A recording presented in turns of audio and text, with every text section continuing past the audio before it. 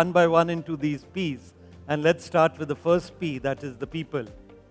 The average age of the population, the working population, 29. And it's at that prime productive age, which if left, unattended, with so much transformation on technology that is happening, I think it's an opportunity lost for India.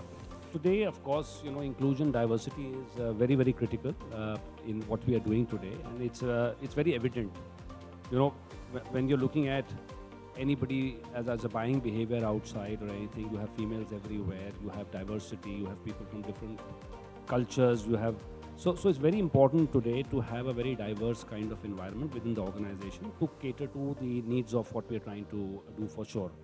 We made every job position gender neutral, even difficult to lift, where a person requires more stamina, which normally talked as a disadvantage of hiring girl. We have eliminated all those things in our job. So it encourages more girls to come and join the company. 10 days back, we opened all women, around 18 of them, a service center where the machines can come and get repaired. So the first in its kind in industry, which is into construction machinery, which is not very attractive for as a job because it's a tough job. Times are changing.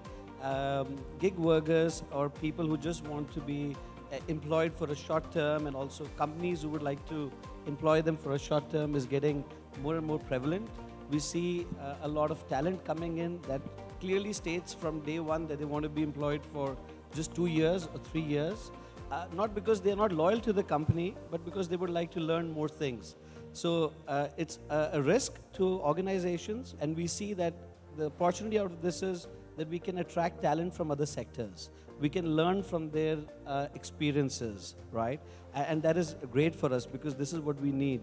We need to think out of the box. So with these contractual workers or gig workers, you get that talent. Three key areas, of course there are many, but three primary ones.